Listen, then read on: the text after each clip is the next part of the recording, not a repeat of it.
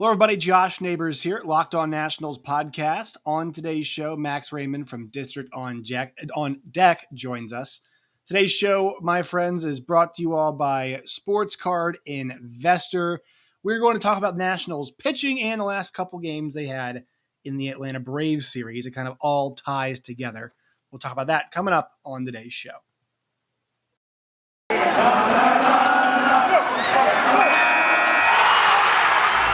You are Locked On Nationals, your daily Washington Nationals podcast, part of the Locked On Podcast Network, your team every day.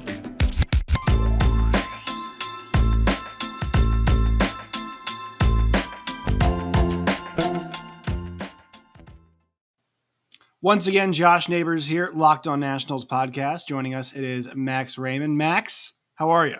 I'm all right, man. It's been a while, so thanks for having me back. Always. Things are not going well for the Washington Nationals right now. And the way we always start things off is we check the standings, see where the Nationals are, let everybody know, kind of give the update. The Nationals are 23-42. They're 18 and a half games out of first place, 14 and a half back of the Braves. They are now 10 back of the Phillies, 7 back of the Marlins. They're 11-22 at home. They're 12-20 on the road. They have a minus 102 run differential. They have joined the club of only one other team, the Pittsburgh Pirates, having a run differential that is 100 or worse, and they have the worst run differential in the league at minus 102. So they're in that company. They've lost 4 straight games. They are 3-7 in their last 10. Really, Max, all of this starts for me with like the state of the Nationals pitching. I think that's where I look first.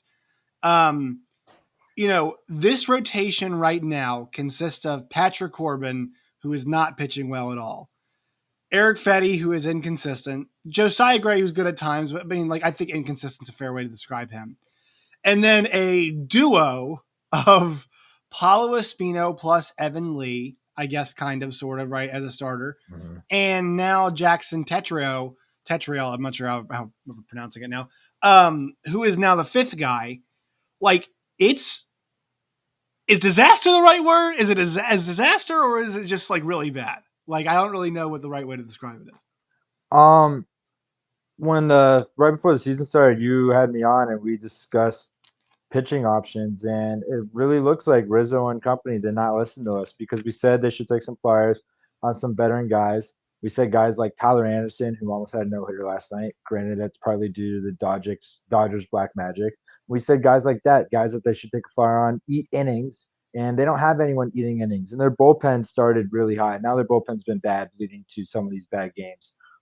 So I don't think disaster is the right word. I think catastrophe is what we're going to call it because it's not fun to watch. And yeah, Josiah Gray's inconsistent, but he's different. His growing pains. Yeah. Because he's such a touted guy, the future of your rotation. But are you surprised that Patrick Corbin is bottom 5 in ERA again? Because I am. I'm not shocked because here's the thing: is he's been really bad the last 2 years, and I was actually talking about this the other day. Like, find the stretch from him recently where you're like, okay, he's got it rolling again. There was a stretch, and here's the thing: it wasn't even like 3 games; it was like a 15-inning stretch. Like, you just go. I mean, I know box score hunting is not always the best way to do this. But, like, you go and look at the box scores and you go look at how many earned runs. The best stretch he had, he gave up 5 earned runs in a span of 19 innings, which is pretty good, between 3 games. And then after that, it was 5, 5, 3, 7. So 20 runs in his next 4 starts that he gave up. Like, I feel like I see this all the time on Twitter too. There are stretches where you'll see somebody say, oh, Corbin, it's a good start. And then it's like he comes out for the 6th, which you're paying him to. He needs to. He needs to be able to go out there and pitch 6, 7 innings. And it's like, 2-run homer, up 3, usually it's home runs too.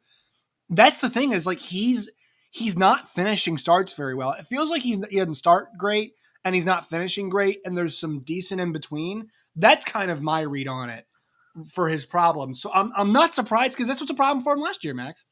So something that I noticed, his best stretch actually came when they switched Ruiz off him and gave him Riley Adams. Mm. And then those three bad starts, that is when they gave him back to Ruiz. And he showed this with Yan Gomes and Kurt Suzuki. Everyone was catching to Suzuki because they wanted his bat in the lineup. He was solely catching Gomes, and he had a lot of success. He's the type of pitcher that if he doesn't have a specific catcher with him, he struggled. Granted, last year you can't really make that as an excuse because he struggled with everyone. But this year, I mean, it was a 19 inning sample, very, very small sample size, but I'll take that. They should have kept rolling with Adams as a catcher if he's showing some some type of promise. And then he went back to just being a disaster. And then in his last start, where he gave up the first inning home run, he was catching Adams, and then he did very well. And then, as you said, he just fell off a cliff in the sixth. Yeah, and you know what's really funny is like the Nats have actually won the last three of the last four starts where he's been pitching, but you know they haven't been particularly like I thought the Rocky start was pretty good. The Mets start was a disaster. They got murdered in that game, and he gave up 12 hits and 4 1/3. The Red start was fine, 3 runs over 6. Like that's kind of what he needs to be, right? And that's kind of like a platform, and like 3 runs over the course of 6 innings off 9 hits. We know he's going to give up a lot of hits. It's kind of his thing, right? You know, guys are on base against Patrick Corbin. Like, and also most of that Milwaukee start looked pretty good too, but then, you know, falls apart in the end. Yes, like I guess I want to say remnants, the quality of which is a foundation is there, right? It's just the punctuation at the end of the start. Get me through that 6th strong. Get me into that 7th looking strong. We got a couple guys on base here. That's fine. Don't give up those ding dongs that are making me say, quick hook. We got to get you out. Make me say, all right, this is a good spot to get you out of the game, right? Good situation to take you out of the game. You've done your job. We're fine taking you out of the game. You're not like, we got to yank you. I mean, another problem is K through 9, right? On his career average K through 9 is 8.6. Last year 7.5. This year 7.5. 2019 with the Nats, he had a 10.6. The year before that, he had 11.1. He's not striking guys out anymore. Guys aren't fooled by his. So he always likes to use his fastball to side up the slider. And in the past, it worked. People are just teeing off on the fastball, and because he can't set up the slider with the fastball, he's not getting the Ks. He's not getting the chases out of the zone. They're just waiting for that pitch. Yeah, I mean, this is something you and I have talked about this a pretty good amount too. But like, I usually go. I like to go on Baseball Savant, especially with him, and look at the numbers on this. And it's so very blue. Not good. It's not good. The sinker teams are hitting 318. So, you know, out of the variety of fastballs he's got the 4-seamer and the 2-seamer, or the 4-seamer, excuse me, the sinker, right? 4-seamer teams are hitting 367. All right. Sinker teams are hitting, or 367. Sinker teams are hitting 318. All right. Expected batting average against sinker is 342. Expected batting average against on the 4-seam fastball is 338. The slider is okay. It's an expected batting average of 232. So like, that's a pretty good pitch, but even teams are having success against that. I mean, they're hitting 264 off that pitch. Go back to 2021, even though he had a rough season, teams were only hitting 211 off the slider. You're totally right. That slider is still a good pitch. It's just that fastball is not as effective. And to me, he's down in counts a lot. He's really not in positions where, you know, guys aren't as afraid of that pitch or you know, guys aren't really, their approaches against him. I mean, they're pretty confident going up against him right now. I will say, Max, the one thing we have to give him credit for, and we can't say this about everybody else, he is out there every 5 days. It's just he's not, you know, not great every 5 days. It's funny. The only other guy that's out there every 5 days next to him is the complete opposite. He's always behind in counts. Erick Fedde is always ahead in counts, but he just can't put people away. Yeah. He has so many 1-2, 0-2, and then he just nibbles. I'm like, bro, you have them. And then you walk like 6 guys. Yeah. Let's talk about Erick Fedde because, you know, he had, I did a video the other, you know, probably, I guess now close to a month ago.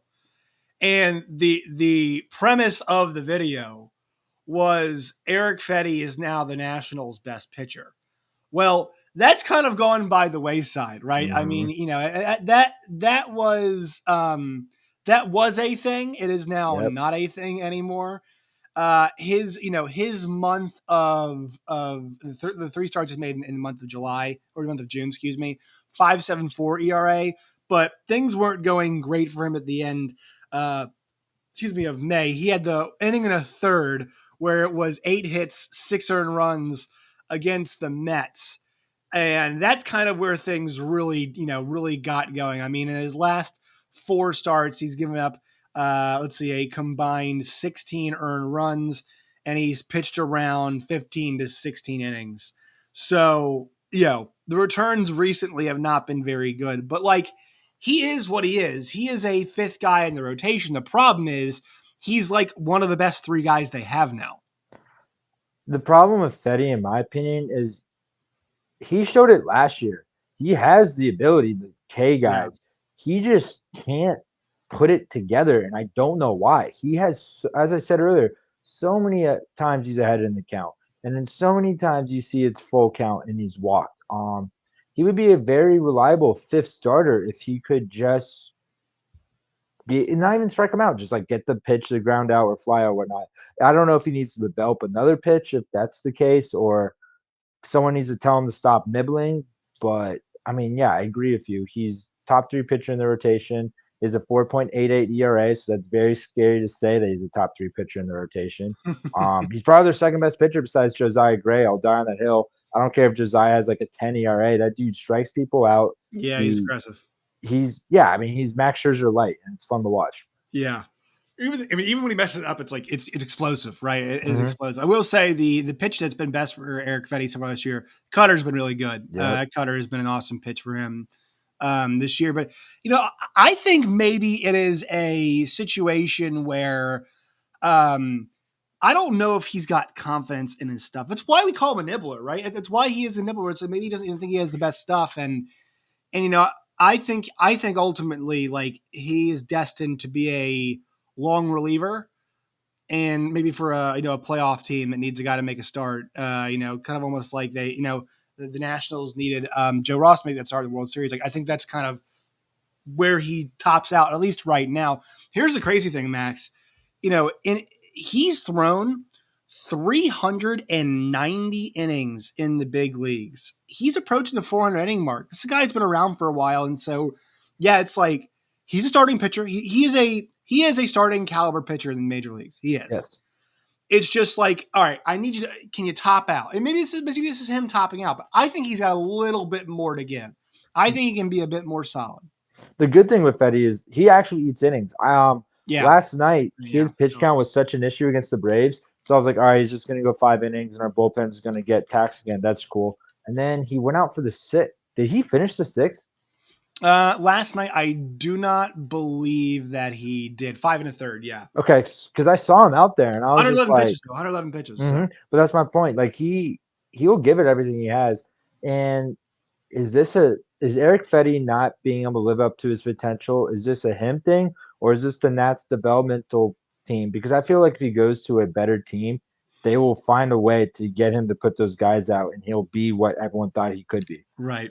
Yeah, it'll be interesting to see, because that's a guy that we've mentioned potentially on the trade block, right? That's been somebody that we've talked about.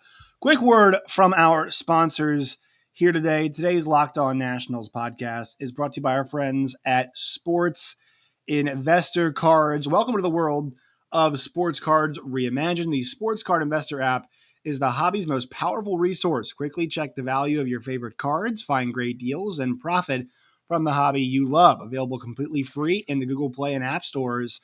Sports Card Investor app is a must-have for baseball fans today. It's completely free to use.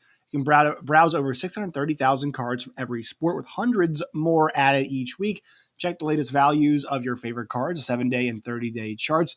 Find the best prices and buy directly through the app with our eBay deals feature as well. Download the Sports Investor Card app today, available free in the Google Play and Apple stores, or go to sportscardinvestor.com/locked on. All right, so the guy we got to mention from the Braves games, Jackson Tetriel, who people have been excited about. Excited in the sense of oh, this guy, we didn't really have him on the radar, right? And he did really well in AAA. I I hated that spot for him. I thought that, I mean, they had to have him come up and make the start, right? He had to. They had to have a guy come make a start for him. The bullpen was, in tatters at that point, and they had to have a guy come make a start. And I was just thinking to myself, Max, man, this is the worst possible team to make a start against, because outs against the Braves lineup right now are extremely hard to come by. I mean, yeah, their 9-hitter Harris hit like 2 or 3 homers, and he Yeah. first career homers is first career homers. And if you got that guy doing that, dude, I don't get it, because they kept Ronald Acuna Jr. in check and still gave up what felt like 100 runs. He had one. That was interesting, wasn't it? He It had was like Acuna one was hit. awful. He had a leadoff hit to start the series, and then went hitless the rest of the series. And then there was guys like Dansby Swanson, Austin Riley just taking turns in moonshots. But yeah, I mean, yeah, it was a very tough situation for him. But I bet if you ask him, he wasn't upset about it. He was just happy to make his MLB debut. But he proved something that was a little worrisome. In his 12 starts before in this year in AAA, he had a 4.12 ERA, and he pitched like a guy that had a 4 ERA at AAA, and he wasn't ready yet. And the Braves smelled blood, and they took advantage. Yeah, and the difficult thing for him is, it's not going to be much easier. Next start he's going to No. make is going to be against the Phillies. That is and look, I am very cautious to say we should give this kid an honest assessment right now. Like, this is a really difficult situation. Oh. I would be much more apt to say, like, Evan Lee deserves a more honest assessment. Obviously, he's getting his footing in. He's actually positioned now as kind of almost a reliever. Kind of piggybacking now off Paulo Espino. So I'm more apt to kind of evaluate him a bit more. But both guys are making really impossible situations because of something that we haven't mentioned yet, and everybody's talking about, Stephen Strasburg, right?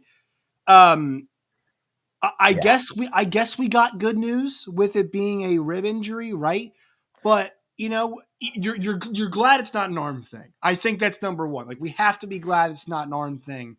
But it was getting a point where, I think the first thing that popped in a lot of people's minds, and look, we might not be here, we might come back and be great. The first thing that popped in our minds, we heard injury again, was, for me, it was retirement. Like, how many more times can a guy go through this before he just becomes mentally exhausted by this entire process? So, I think this is good news, but man, do you feel bad for the guy, and you feel bad for Nats fans? I mean, I agree too. I was texting some buddies right as it happened, and I literally said Steven Strasburg is going to have a very serious conversation with himself and his family about retirement. And I had a few buddies who aren't Nats fans. They just said, "No, he's owed $35 million a year for the next 5 years. Why would he give that up?" I'm like, I'm not going to argue with you guys, because I realize you are so hell bent on this.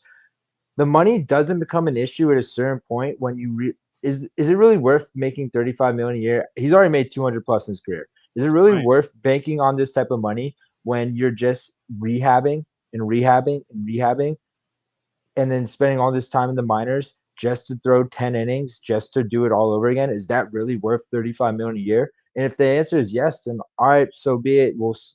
Unfortunately, he'll probably keep doing it. He's already made so much money. I would hope the money's not an issue anymore, and he would take a serious look in the mirror. But knowing him, he's such a competitor. He wants to prove everyone. He's like Aaron Barrett. He's like doing that, where he's like, I know I can make it back. I don't care how many years it's been. Yeah, it's a rib issue. It is alarming though, because they said it was caused from the surgery, right? Yeah, from last year's surgery. So even if it's a different body part, it's not good that last year's surgery is re-aggravated, just a different area.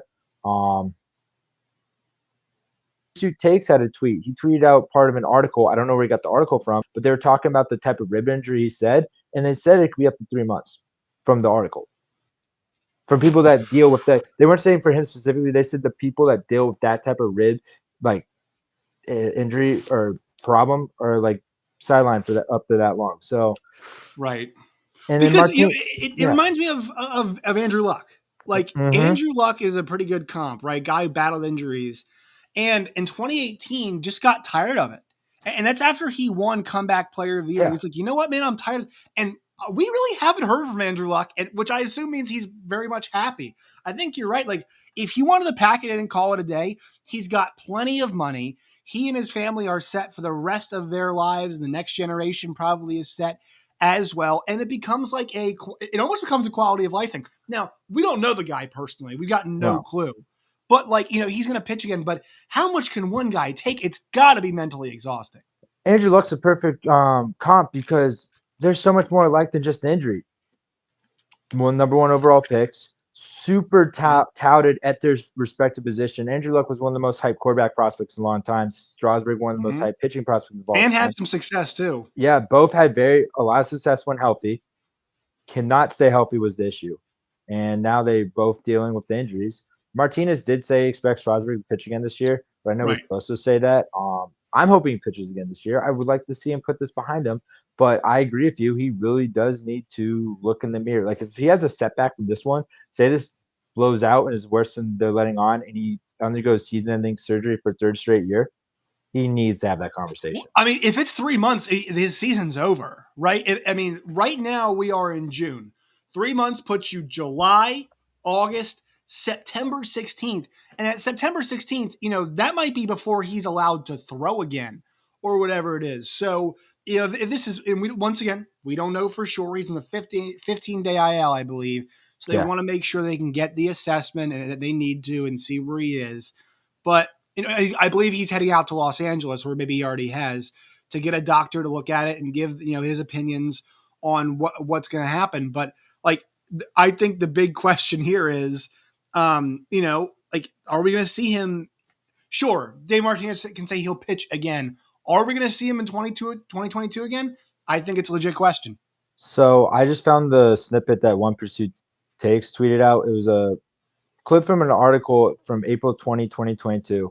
Unfortunately, there's no way to know for certain when the injury will be fully recovered, but most rib stress fractures will heal within 3 months, although some may take up to 6 or even longer if athletes don't allow the ribs to adequately rest.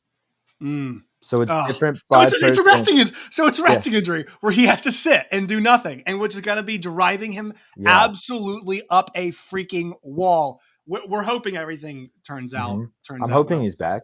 Yeah, we got. I mean, besides hope, what else do we have? What else do we have at this point on that? One more quick word from our sponsors on today's show.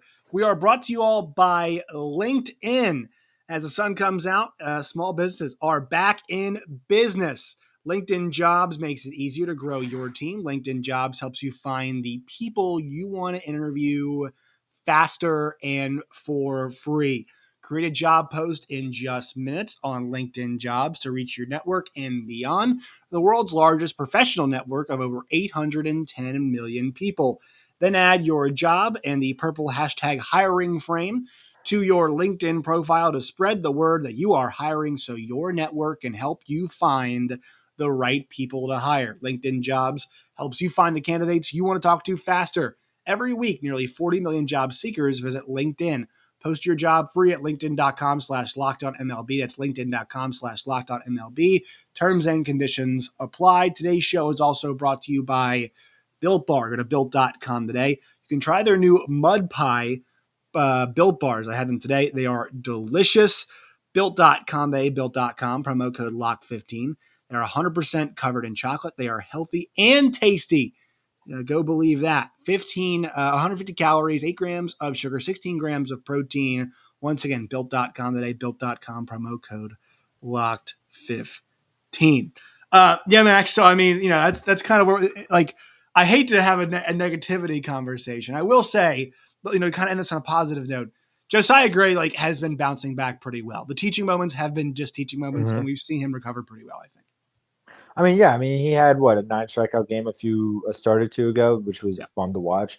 The biggest not issue, it was just the biggest thing that he had to work on after last year was his secondary pitches. And the secondary pitches look crisp, they look clean. He's been able to locate them.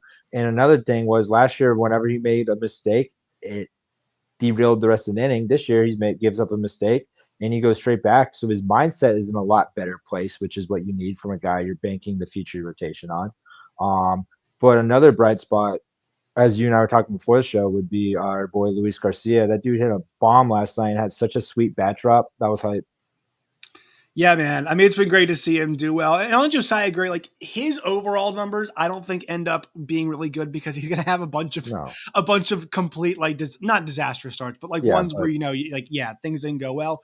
It's just a matter of how many good starts are you going to pile together for me? And I'll say this. His last 3 starts have been awesome. 5 innings where it was just 1 run, 6 innings, 1 run, and then 5 innings, no runs, 6 Ks. In his last 2 starts, 15 strikeouts combined, 11 innings, 4 walks. And so we're seeing him learning on the job, and that's what we're talking about here. That improvement's huge. People see the stats. They see his ERA in the 4s. They see his FIP, which is fielding and pitching, which is above. And they're like, oh, he gives up a lot of homers. But he passes the eye test, man. Yeah. Like, he looks good. And sometimes the eye test is more important than the stats for a young guy. They're like, yeah, his stats are bloated because he had a bad outing where he gave up 4 homers. So, of course, his fielding independent pitching is going to blow up. Of course, his ERA is going to blow up. But he looks good. His curveball is filthy. His fastball is up in the 90s. His stuff is looking excellent. He passes the eye test. And ask yourself where he's going to be in 5 years. He'll be 29. He won't even be 30 yet in 5 years. So everything's all good at this point in time. All right, Max, appreciate you joining us today. Where can people find you and your work and all of its variety? Check us out at Dish It On Deck. Check me out at Max Rayman on Twitter. Talk all DC sports, including especially the Nats. Once again, bro, it was thank you for having me back. Always, man. It's always a pleasure. All right, Max Rayman, District on Deck, folks.